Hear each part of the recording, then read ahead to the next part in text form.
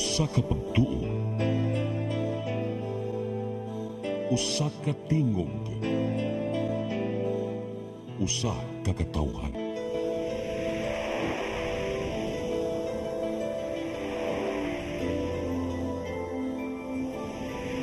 Cebu Catholic Television Network.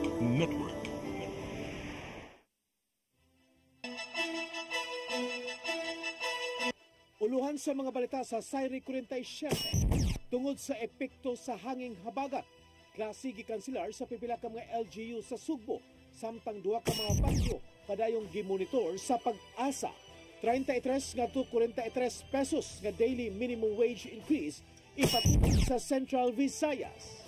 Kanhi Cebu City Mayor Tomas Osmeña motambong sa Quad Committee hearing labot sa extrajudicial killing. Usa patay duha samdan sa panagbangga sa pick-up truck ug trailer truck dito sa Langtad, Dakbayan sa Naga. Sugbo, Kabisayan ug Mindanao, Pilipinas ug katawhan kutos maabot sa tong Sibya sa tibuok kalibutan mayong hapon. Live kita karon sa CCTN Channel 47 ug kini ang tulumanon sa nagunang kasayuran nga angay natong masayran. Sa nga ni Attorney Danica Caballes, ako si Dennis Tabar ug kini ang Sayri 47.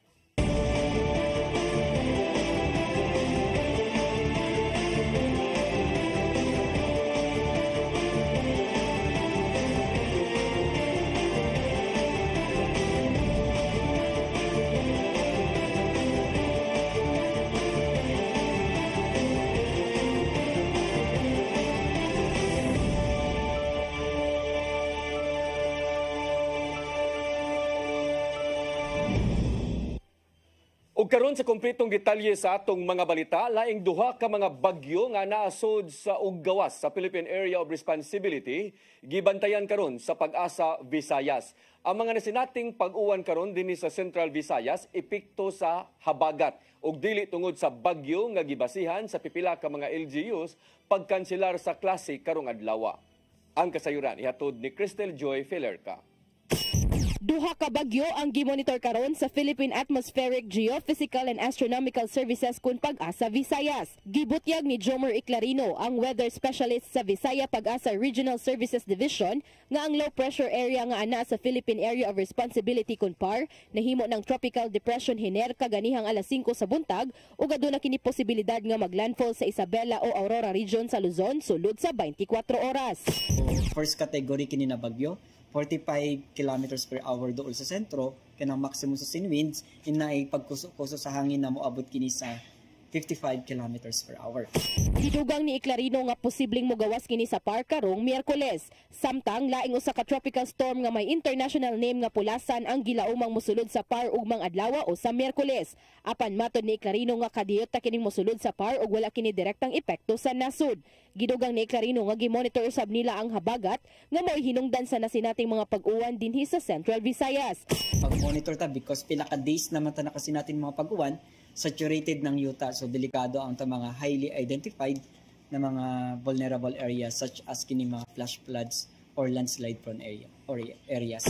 Giklaro niya nga ang mga pag-uwan dili dala sa bagyong Hiner tungod kay adto kini direktang nakaapekto sa Luzon. Ang atong hinungdan ng mga pag-uwan o ang atong cause ng mga weather condition diri sa Visayas area which is lakip na ang Central Visayas tungod kini sa habagat. Tungod sa bati nga panahon karong adlaw, moabot sa dili mo minus 16 ka mga LGUs sa Cebu Island ang nisuspenso sa ilang klase, human ipahibaw ang mga mayor sa ilang tagsa-tagsa ka mga social media pages. Gidugang pa ni Iclarino nga padayong makasinati ang sugbo og mga pag-uwan karong semana. Cristel Joy Filerca, CCTN News. Mga fast craft nga gitugtan nang makabiyahe gikan sa Santa Rosa Port paingon sa Olango Island, ingon man sa Angasel Port sa Barangay Mactan, Dakbayan sa Lapu-Lapu. Kini gikalipay sa katusan ka mga pasahero nga natanggong tungod sa epekto sa daotan nga panahon. Ang kasayuran ihatod pagbalik ni Cristel Joy Filerca.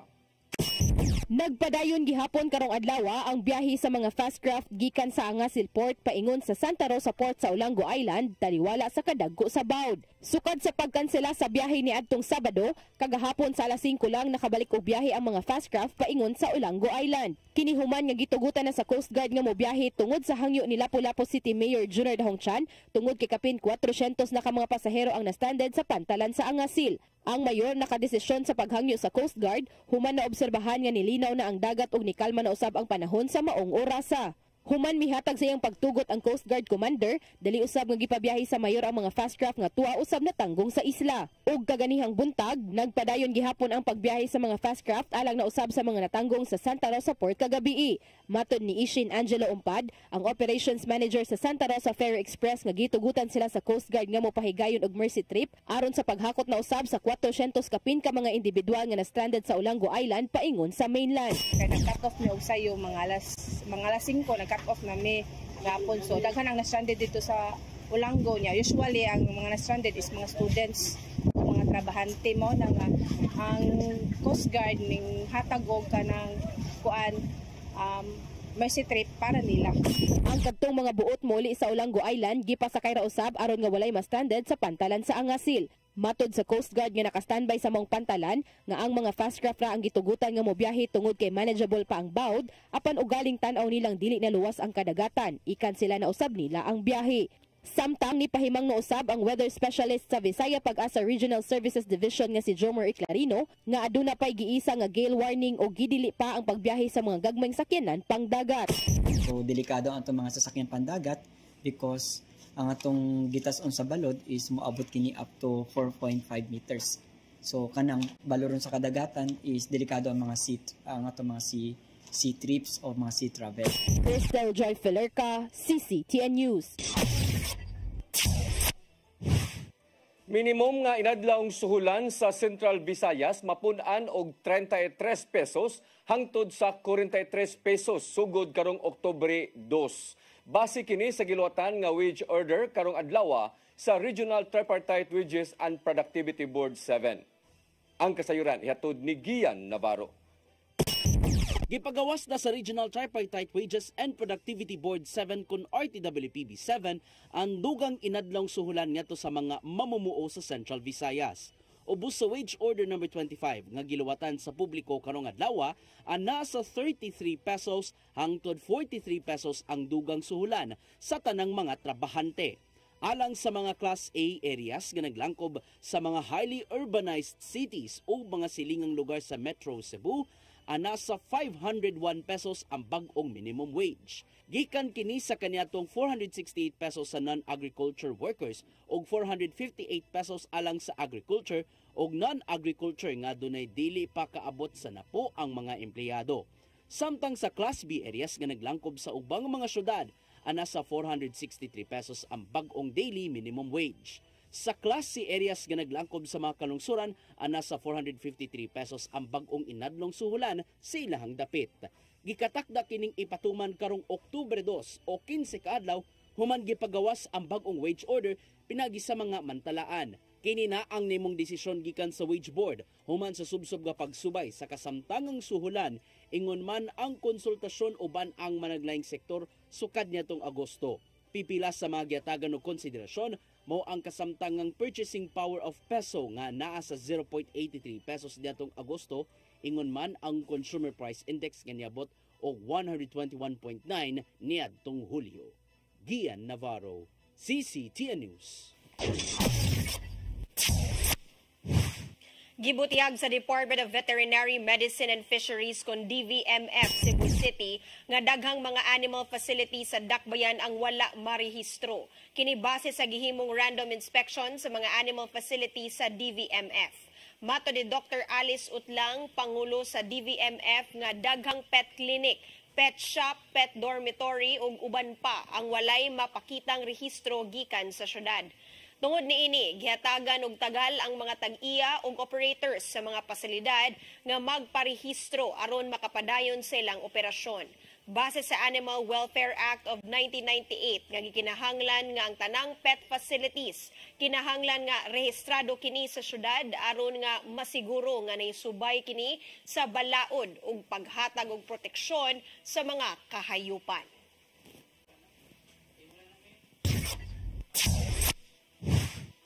Kasong qualified trafficking in persons batok sa 17 ka mga responsable sa Pogo Hub sa Lapu-Lapu City gipasaka na sa korte.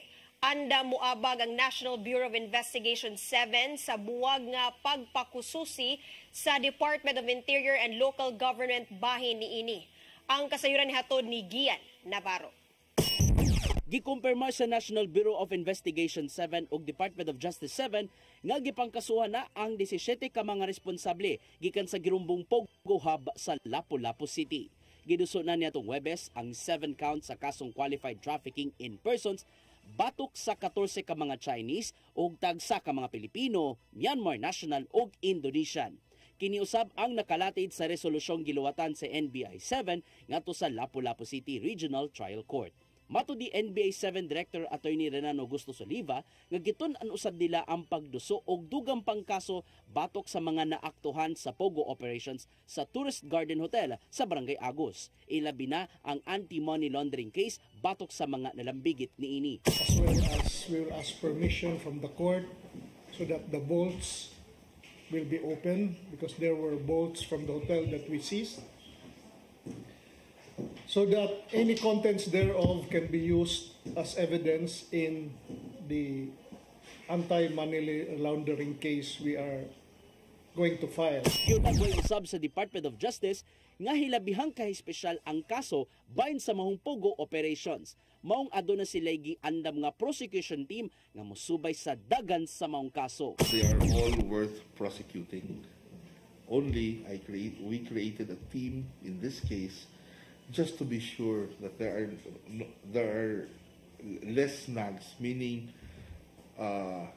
pananglitan dili available ng prosecutor na payusahan. Gibutyag usab sa NBA 7 nga niduaw na sila ang Department of Interior and Local Government ug nagpakisayod bahin sa nahitabong raid sa Pogo Hub. Subay usab kini sa gihimo nilang buwag nga investigasyon. Andaminon usab silang moabag niini. So I am not at liberty to disclose yet what transpired during that because they are conducting their own investigation, so we will be respecting their investigation.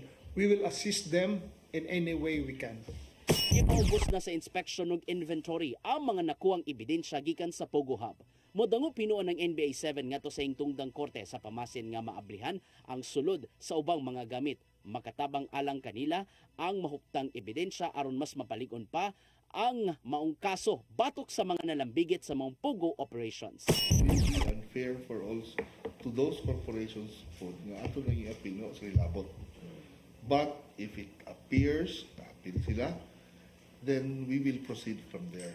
At igalayon usab ang NBA 7 sa Register of Deeds ug Security and Exchange Commission aron pagsubay sa tag-iya sa mahong hotel ingon man ang lunang nahimutangan.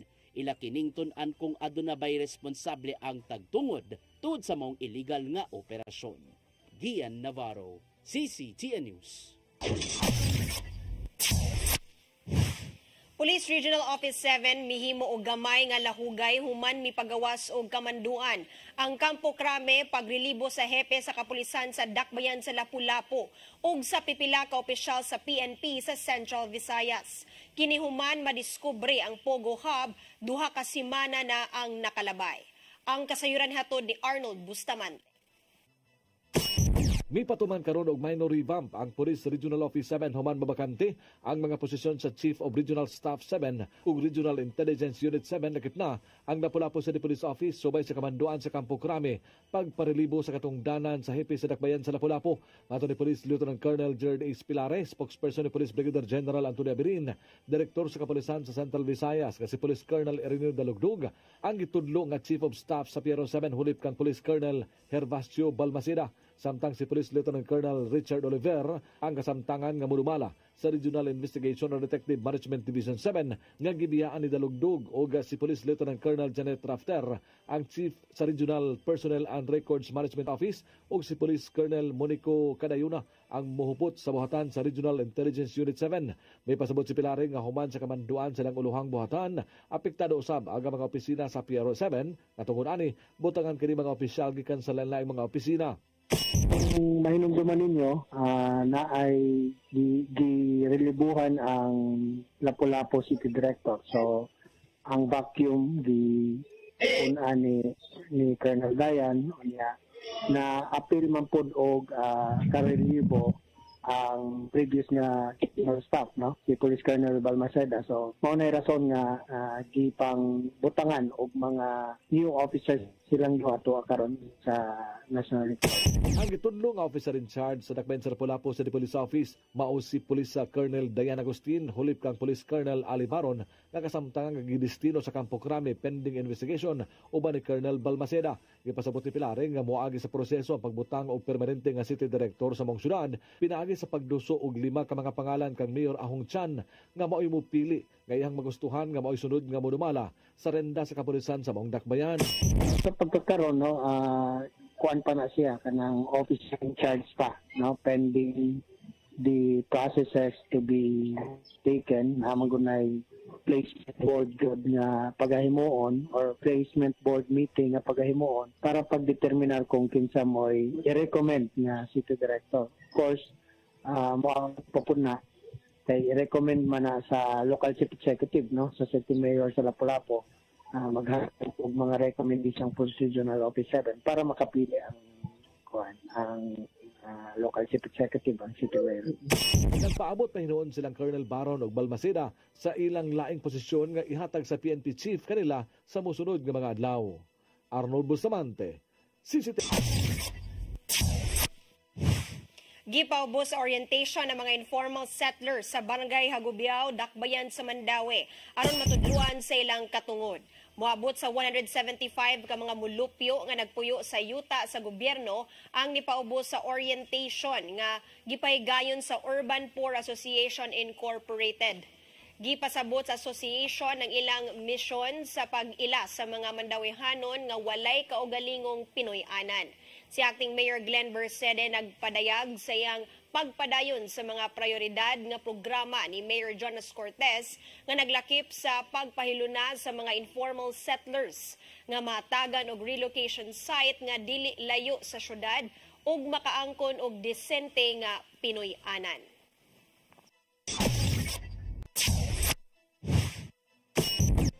Mosunod, kanhi Cebu City Mayor Tomas Osmeña motambong sa Quad Committee hearing labos sa extrajudicial killing kada og daghan pa mga balita sa pagbalik sa Sayre 47.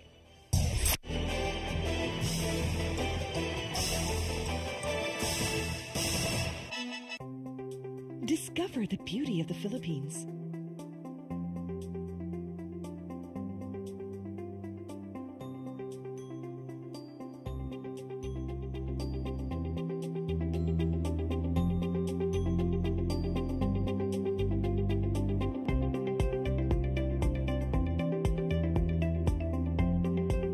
With Philippine Airlines, the country's flag carrier.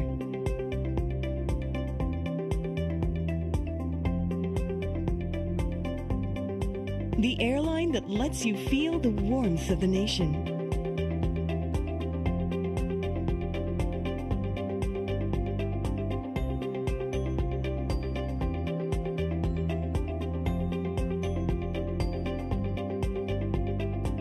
Mabuhay!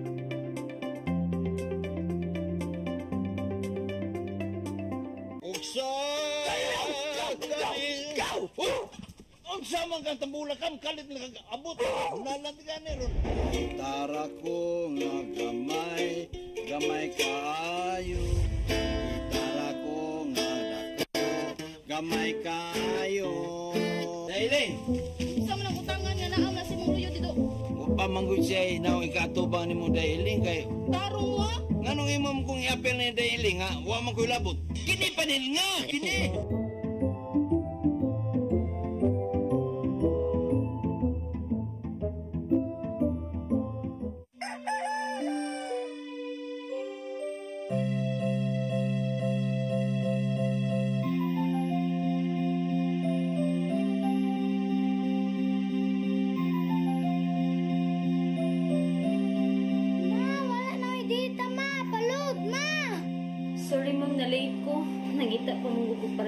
bayad sa kong anak, ma'am.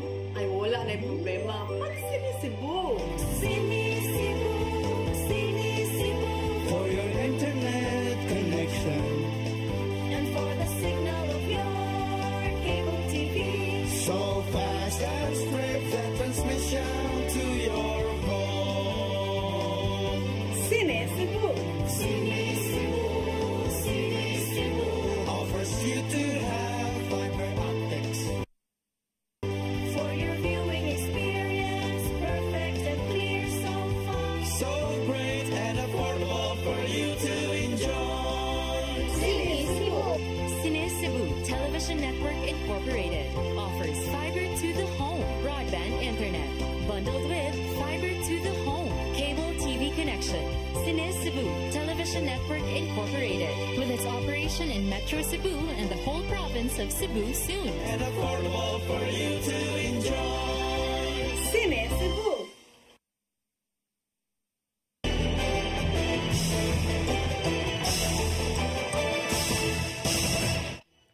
Balik sa atong mga balita, anda mo tambong si kanhi Mayor Tomas Osmeña sa pagpadayon kung nagpadayong investigasyon sa extrajudicial killing ubos sa iyang liderato ni adtong syudad sa Sugbo.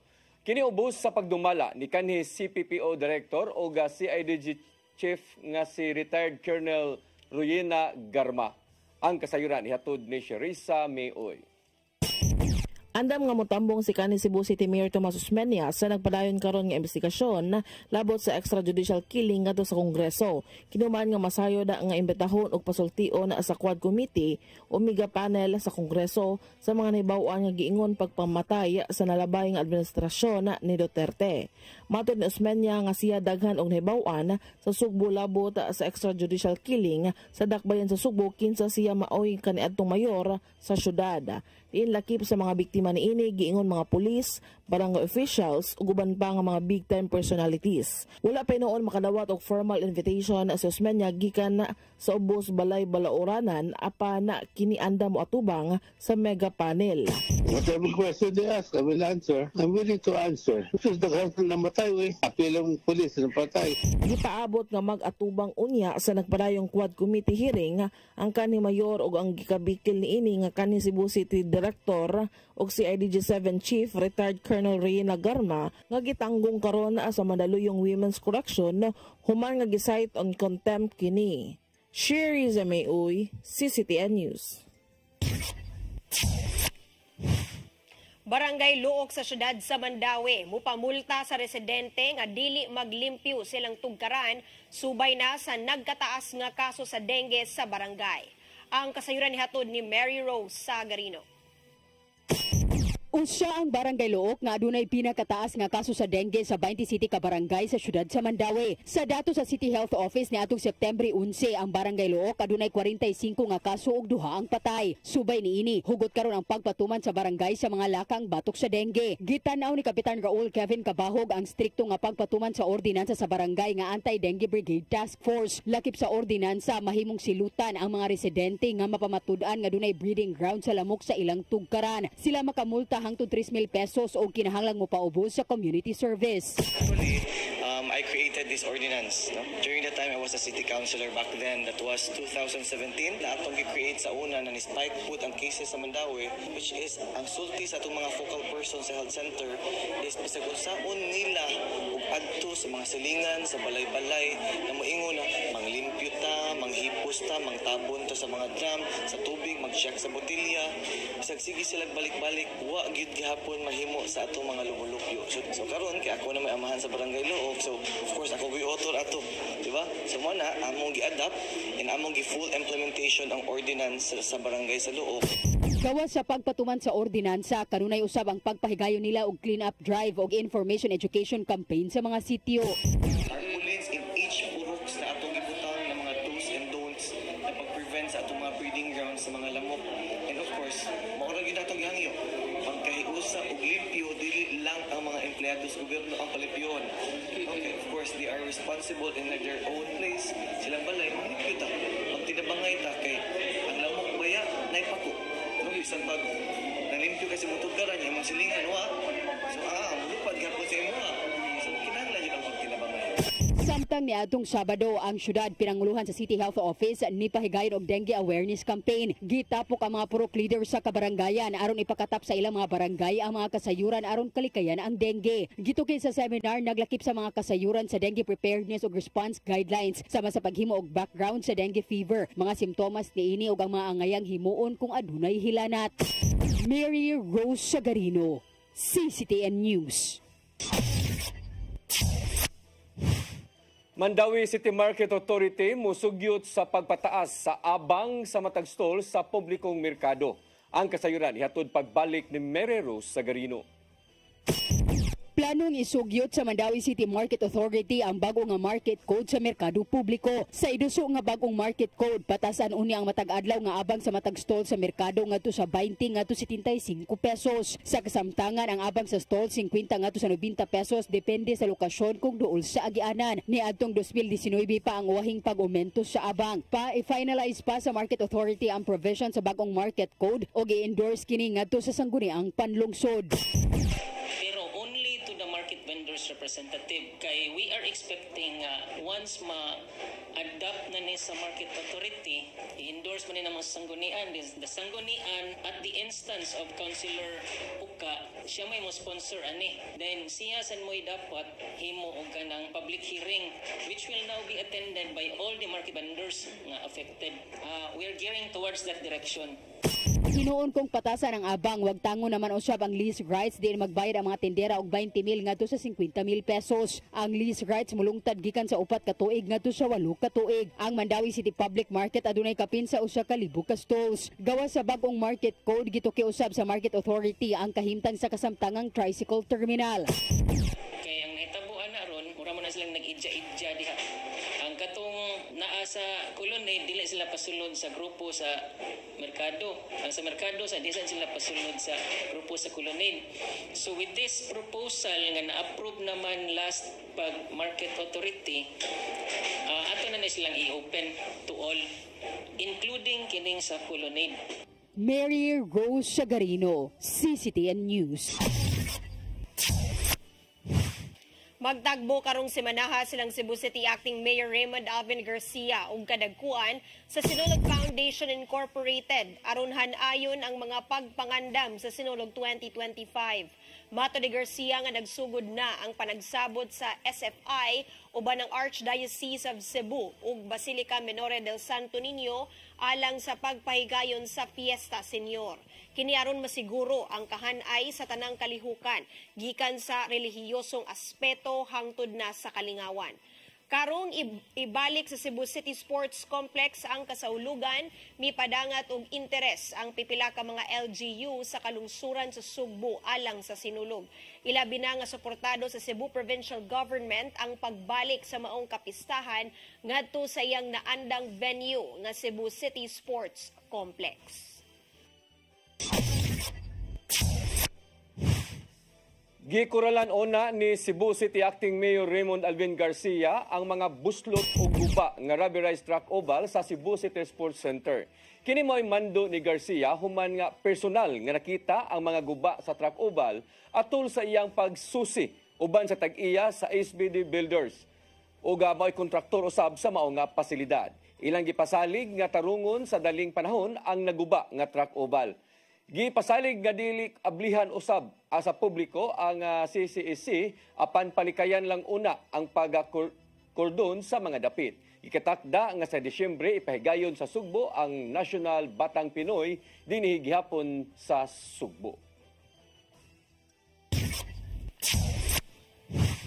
Gihulagway sa kampo ni Gobernador Gwendolyn Garcia nga premature pa aron banhawon sa korte ang kaso ni adto. Kini partikular sa desisyon sa Korte Suprema ni atong Disyembre 4 sa miaging tuig nga wala gitugtan ang petisyon ni Garcia nga nangayo og danyo sa usa ka bangko. Matod sa abogado ni Garcia nga si Attorney Alex Avisado nga gibasura sa Taguig Regional Trial Court ang petition to revive judgment gikan sa HSBC. Gitataw ni Avisado nga walay klarong hulga sa bisan unsang civil liability batok ni Garcia, gawas lang kung final na ang desisyon sa Korte Suprema. Awhag nila ngadto sa publiko nga dili magpalinglas sa mga gipanggawas nga report sa tinguhang dauton ang imahen ni Gobernador Garcia.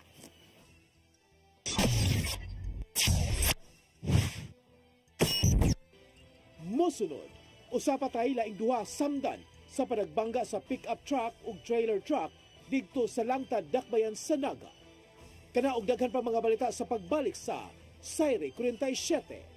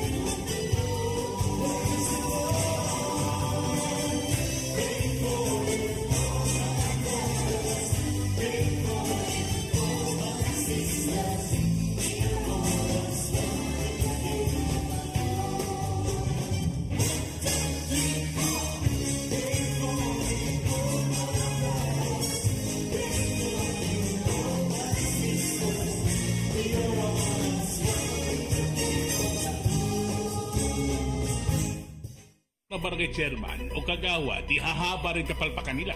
Eh kung may matitino, mapuputo talaga yung katinoan. Lumalangap ang hindi magagawa ng PNP. Ang umamin na sila ay failure.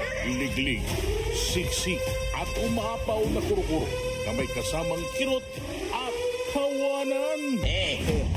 Ano ngayon? Kasama ang bago niyong paboritong tandem, Nino Bonito at Chonke Bench. Ano ngayon?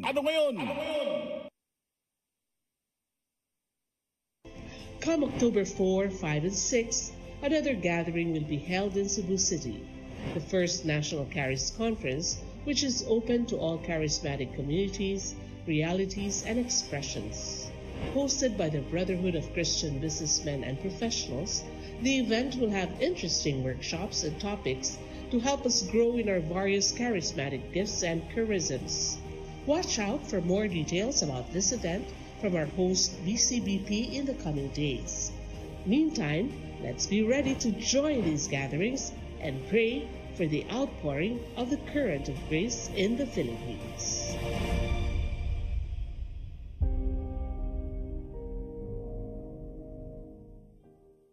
Migo George! Ako? Naon sa maning tanawa niyo? Kalma lang ni Godido. Siya Godido, ano mo sa susilig? Sa'yo na lang. Kano sa ba ka mo mabutan? Murag mao siguro na inyong hiwata. Pagtagsa mo ni.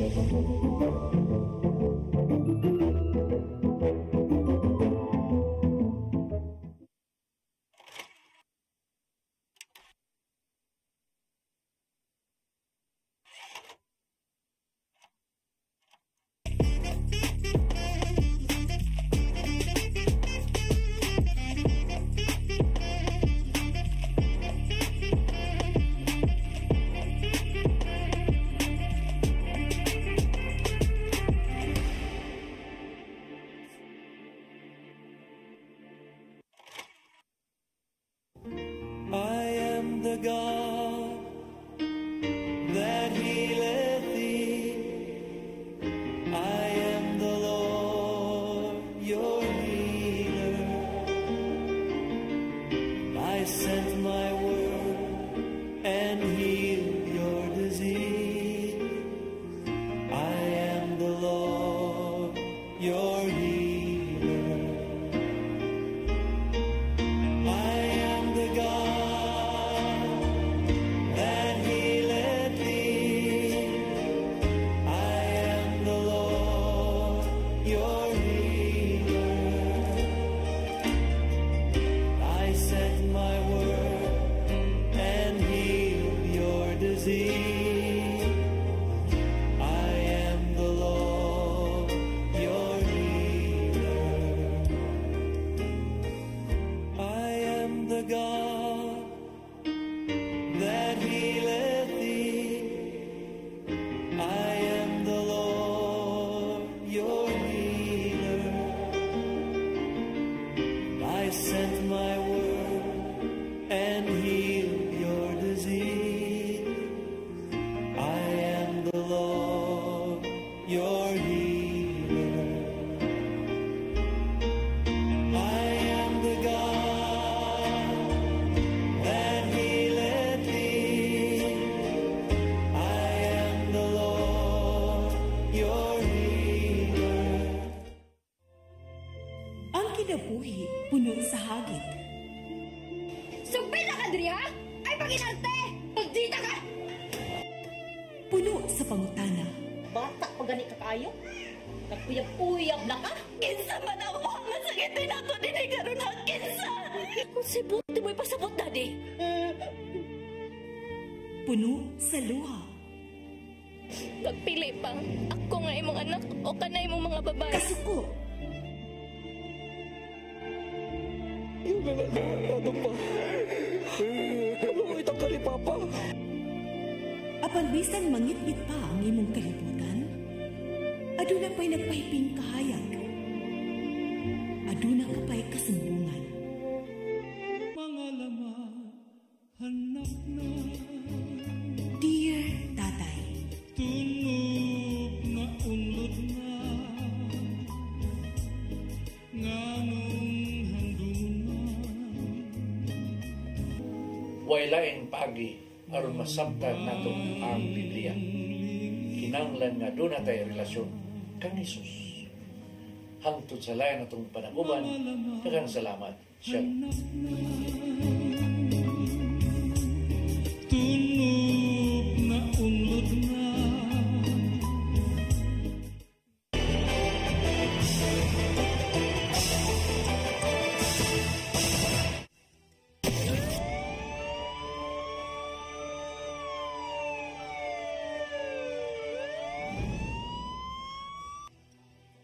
Balik sa ato mga balita, usa ang patay samtang laing duha ang nasamdan sa panagbangga sa pick-up truck o trailer truck diadtong Sabado sa buntag sa barangay Langtad, Dakbayan sa Naga. Sa investigasyon sa kapulisan nasuta nga gipark ni Jason Cabrillo ang gimanihong trailer truck daplin sa karsada kuyog sa iyang mga kayang kapikas. Samtang gimaniho ni John Reggie Vivar ang pick-up truck kuyog ang mga sakay niini nga silang Aaron Mata o Robert Jimenez. Matod sa Naga City PNP nga giingong nahubog ang mga sakay sa pick-up truck, hinundan nga nabangga kini ngadto sa trailer truck sa National Highway. Pulos samdan silang Vivar ug Mata apan nakabsan sa kinabuhi ang kauban nila nga si Jimenez. Silutan o pagkapriso si Vivar tungod sa kasong homicide, physical injury o damage to property. Gisaulog ning simanaha ang ika-32 nga tuig sa Cebu Press Freedom Week. Gisugdan ang usa ka semanang kalihukan pinaagi sa fun run. Din appeal sa mga nidagan ang kampiyon sa palarong pambansa 2024. Ang kasayuran hatod ni Gian Navarro.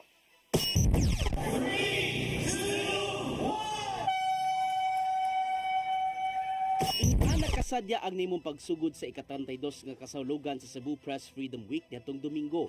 Gipaagi kini sa ka-fun run nga gipasiugdahan sa Cebu Federation of Beat Journalists. Gawas sa mga tigbalita, nakahigayon sa pag-apil ang mga running enthusiasts. Ingon man ang ubang ganahan ng moapil sa pagpanagan. Bisan pa man og madag-umon ang panahon, nagbadasigon ang mga nanagan aron pagsuporta sa kausa og tinguha sa gawas ng pagbalita.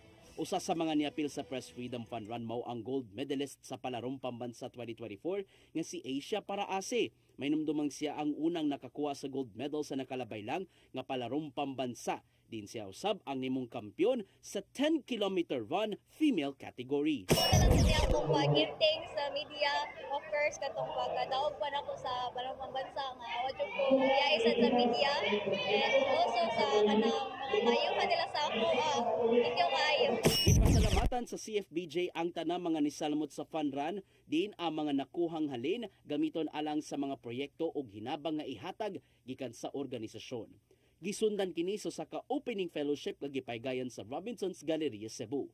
Atol sa Santos nga misa, may painumdom ang mas celebrate si Father Richie Salgado sa kamahinungdanon sa papel sa media alang sa pagpanalipod sa kamatuuran o kagawasan sa wala pa siya nahimong pari. Gibalik lang daw niya ang nahimong kasinatian kaniadto isip usa ka tigbalita. To be beacons of truth, especially in our communities, to our readers and listeners who rely on us to give them information that would empower, encourage, and inspire them to participate in building God's kingdom here on earth.